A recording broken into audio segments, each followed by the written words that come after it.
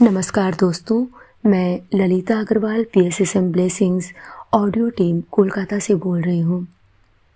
पिछले ऑडियो में हमने जाना कि टॉरकॉम जी के फादर उनके जन्मदिन पर एक बड़ी सी कैंडल जलाते हैं जो रात भर जलती रहती है।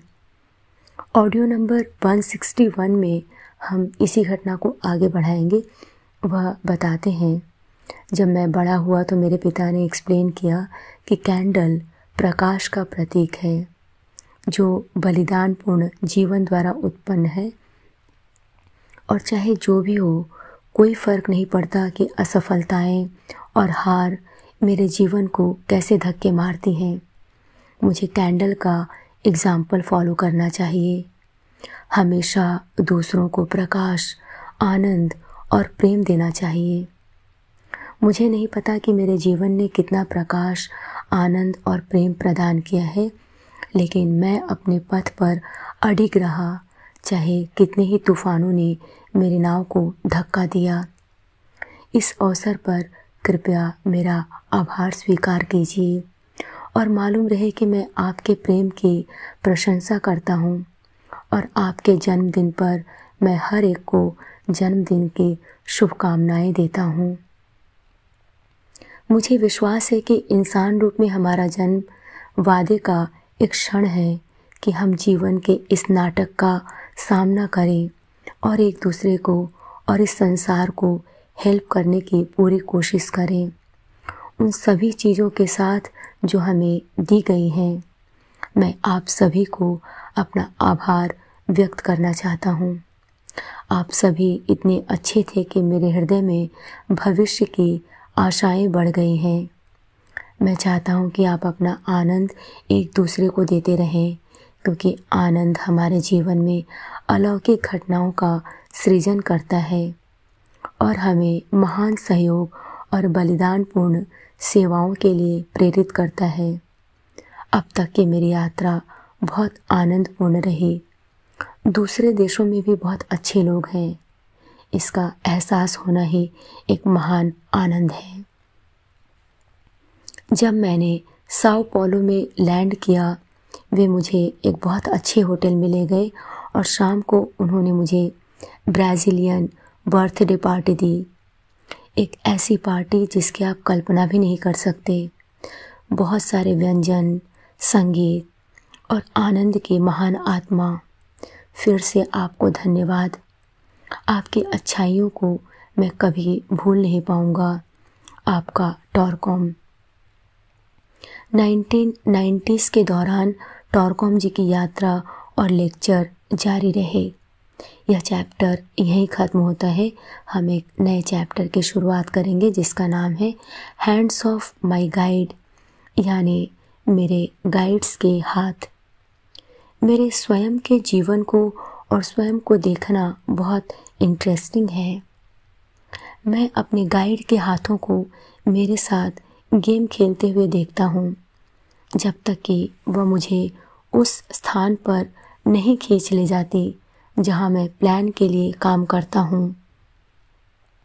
ये खेल प्रायः बहुत पावरफुल होते हैं, कभी कभी बहुत पेनफुल, कभी कभी बहुत जॉयफुल और प्रायः कंफ्यूजिंग। लेकिन कन्फ्यूजन ऐसा जो ज़्यादा निश्चयता और दृष्टि में पैनापन लेकर आए। उदाहरण के लिए, अगर मैं एक किताब लिखने जा रहा हूँ तो मैं एक आर्टिकल लिखता हूँ और यही एक हुक है। आर्टिकल किताब बन जाता है। उसके बाद किताब एक सीड थॉट बन जाती है जहाँ से बहुत सारे विजन्स और फ्यूचर प्लान्स आते हैं। इस तरह मैं किताब लिखने के लिए पकड़ लिया जाता हूँ। मैं एक लेक्चर देना शुरू करता हूँ और सैकड़ों प्रश्न के उत्तर देता हूँ और अंत किताब लिखकर करता हूँ। मैं सीक्रेट डॉक्ट्रिन में कुछ इन्फॉर्मेशन को देखता हूँ और पाता हूँ कि उस किताब के विषय वस्तु को आम लोगों के लिए सरल बनाने की आवश्यकता है, और यहाँ फिर मेरे पास एक किताब लिखने का चैलेंज आता है। एक दिन मैंने शंबाला पर लेक्चर दिया और मेरे अंदर की आवाज़ ने कहा, अब तुम इस बारे में एक किताब लिख सकते हो। मैंने बरसों तक इस सलाह को सुनने से इनकार कर दिया।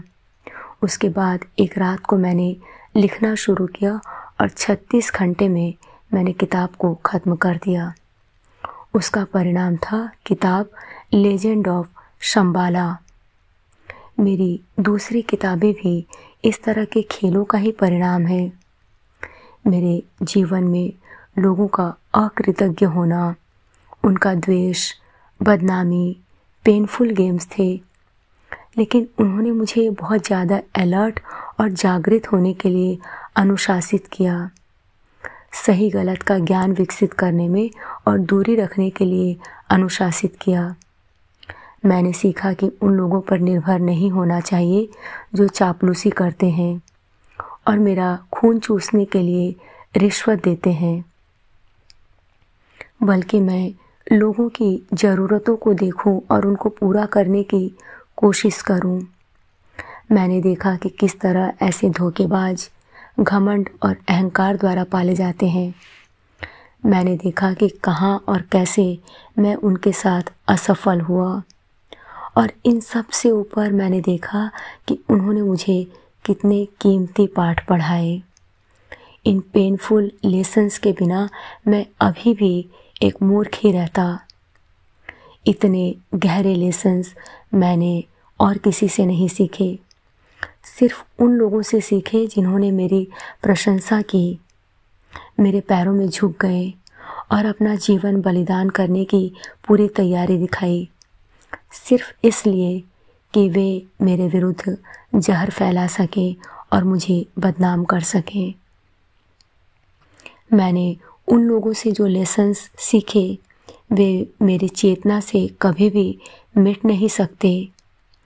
ये वो लोग थे जो मुझे इनर रेफ्यूजी से वापस लेकर आए ताकि मैं नई प्रेरणा पा सकूं, प्राप्त किए गए अनुभवों को बचा सकूं, ये सीख सकूं कि उस जहर को कैसे निकालूं जो उन्होंने मेरे सिस्टम में इंजेक्ट कर दिया है, और उसके बाद सीखूं कि आगे कैसे बढ़ा जाए, और सिखाया कि कैसे हृदय में गहरी करुणा और विनम्रता का भाव रहे।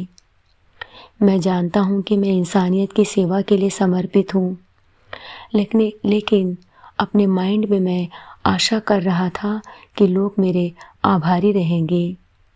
वो दिन भी आए जब मेरे कानों में फुसफुसाहट हुई, तुम देख पा रहे हो ना कि जिस इंसानियत की सेवा करने का तुमने निश्चय किया है वह इस तरह के बदनाम करने वाले और गद्दारों से भरी हुई है।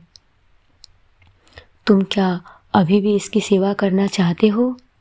यहाँ पर मैंने इस तरह की आवाज़ों को दूर करना सीखा, और यद्यपि यह सही है, फिर भी क्या यह मेरी जिम्मेदारी नहीं है कि मैं उन लोगों को सर्व करूं जो मन और शरीर से रुग्ण और बीमार हैं? क्या यह एक अवसर नहीं है कि मैं अपना जीवन इंसानियत की सेवा के लिए समर्पित कर दूं, यह जानते हुए कि वाइपर्स किस तरह इनमें रहते हैं?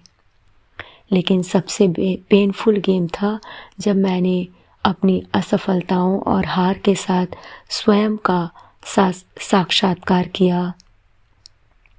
मुझे अपने आपे में लाने के लिए और मेरे समर्पण की परीक्षा लेने के लिए ये सबसे अच्छी व्यवस्था थे।